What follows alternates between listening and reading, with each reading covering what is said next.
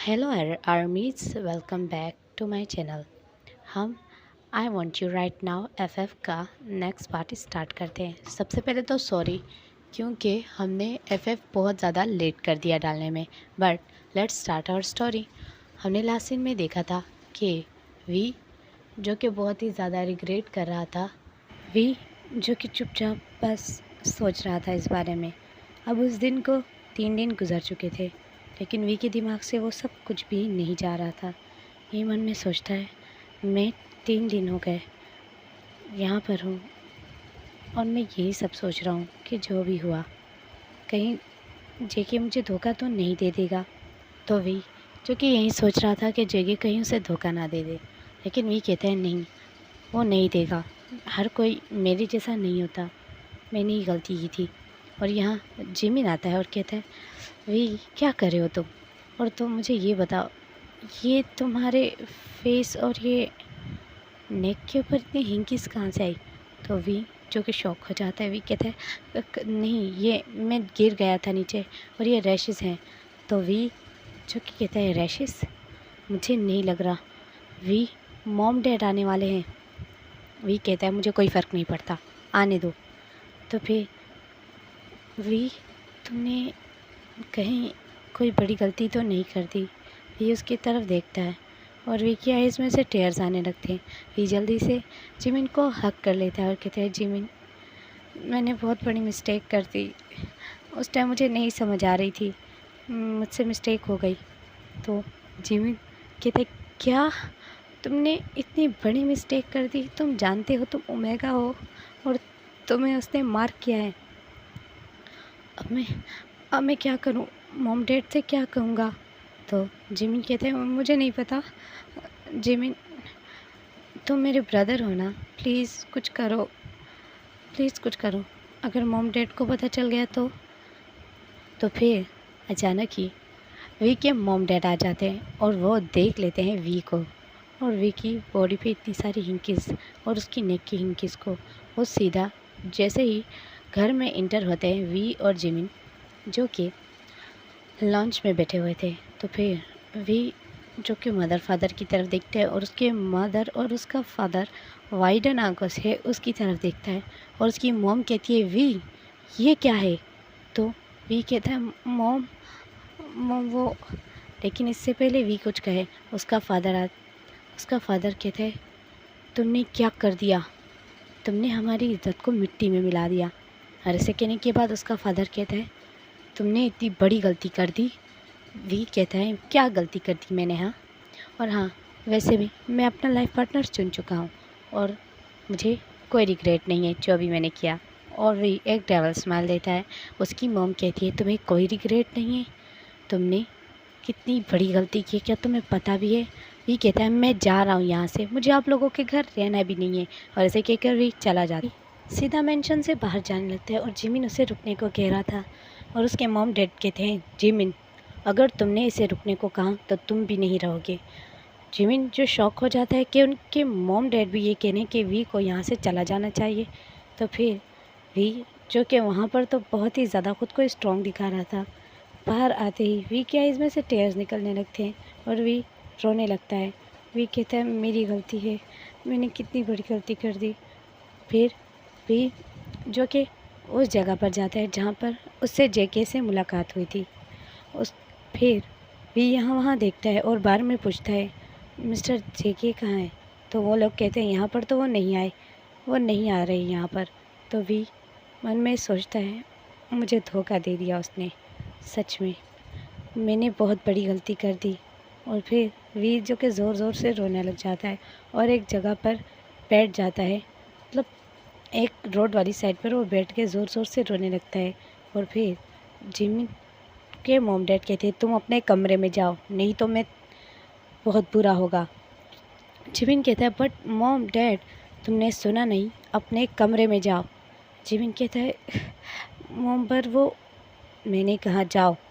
और जिमिन जो आंखें नीचे कर लेता है और कमरे में जाकर लेट जाता है और सोच रहा होता है, वी तुमने क्या कर दिया और पता नहीं तुमने ये गलती किसके साथ कर दी।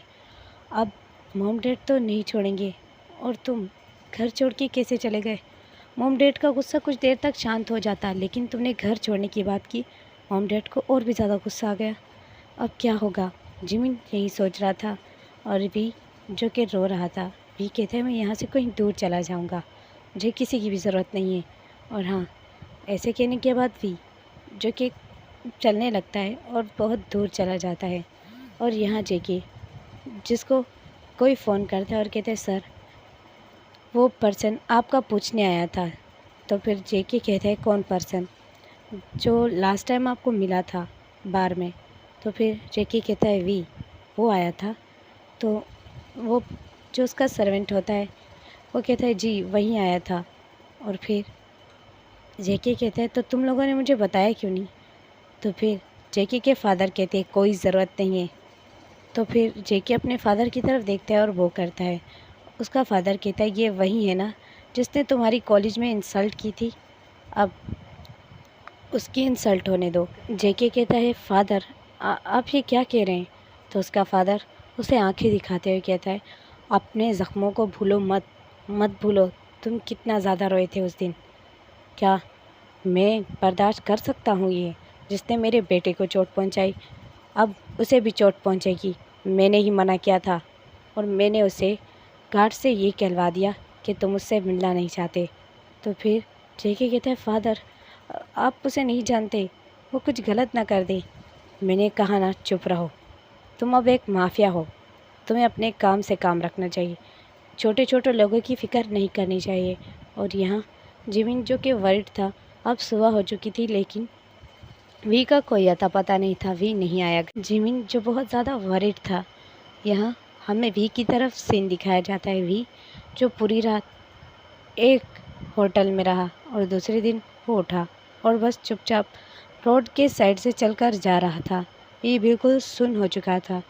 वी मन ही मन में सोच रहा था कि मैंने पहले किसी को धोखा दिया, आज मुझे ही धोखा मिल गया। कितनी अजीब बात है ये, लेकिन मैंने तो किसी के इनोसेंस नहीं छीने थे, उसने मेरे इनोसेंस छीन लिए। और वी कहता है उसने कहाँ छीने, मैंने खुद ही उसे सिड्यूस कर दिया था। और इसे कहकर वी जैसे ही चुपचाप जा रहा तो पीछे से ज़ोर से वी का नाम लेके उसे आवाज़ लगाता है। वी सुन पा रहा था ये जिमिन की आवाज़ तो नहीं है। वी पीछे मुड़कर देखता है तो वो कोई और नहीं था, वो उसका फ्रेंड था। तो फिर वी उसको देखता है और कहता है तुम यहाँ? उसके फ्रेंड कहता है तुम यहाँ पर क्या कर रहे हो और मुझे ये बताओ तुमने अपनी हालत इतना ख़राब क्यों किया हुआ है? और वी कहता है कुछ नहीं दोस्त, मुझे जाना चाहिए। और उसका दोस्त कहता है वी क्या हुआ, कोई प्रॉब्लम है? मुझे लगा कि कोई प्रॉब्लम है, मुझे जिमिन ने कॉल की है। फिर वी कहता है जिमिन ने कॉल की? वो कहता है हाँ मुझे जिमिन ने कॉल की है, चलो मेरे साथ। तो वी कहते हैं नहीं मुझे जाने दो, मैं अकेला रहना चाहता हूँ।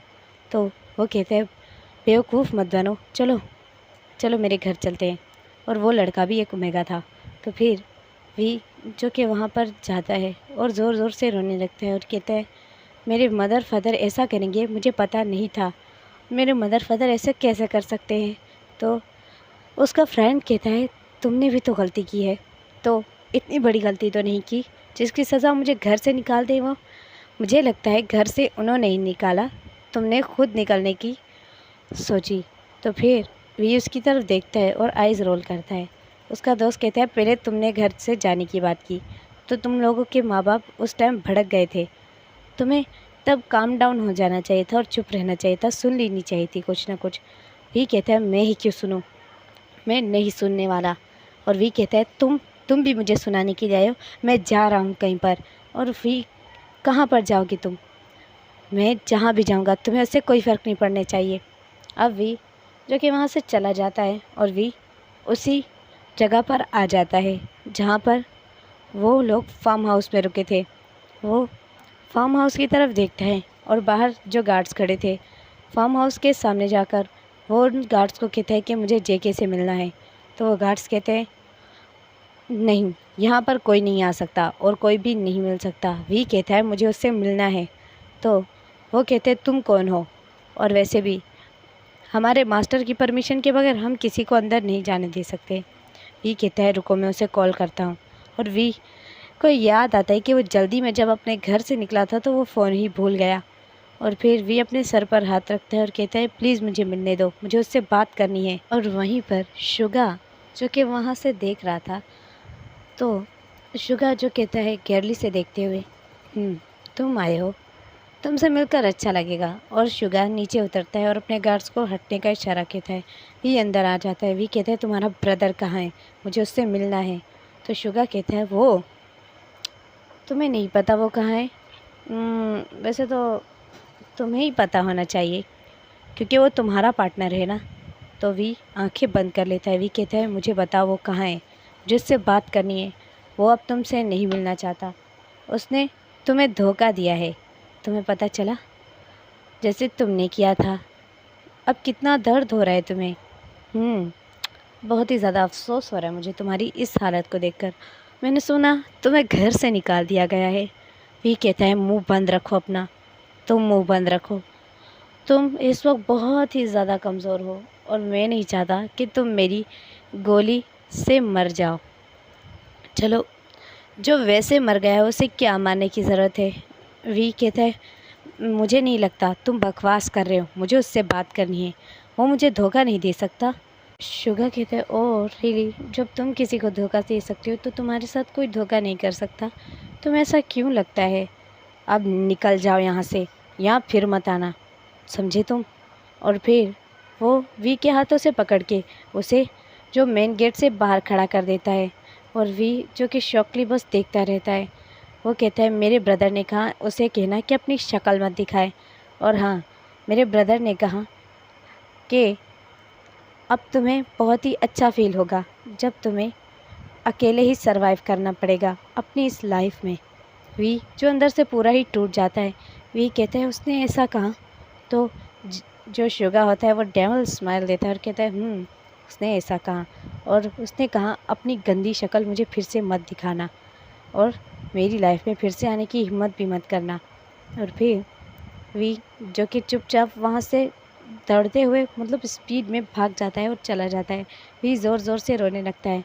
अब शुगा जो कि एक डेविल स्माइल करता है और कहता है अब तुम्हें मज़ा आएगा। मुझे अपने ब्रदर का जो रिवेंज लेने में बहुत ही अच्छा फील हो रहा है।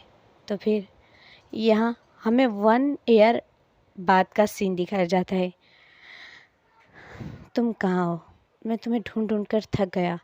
मेरे फादर ने तुम्हें क्या बोला है? क्या तुम उसे सच मान बैठे? क्या तुम फिर कभी लौट कर नहीं आए मेरे बारे में पूछने के लिए?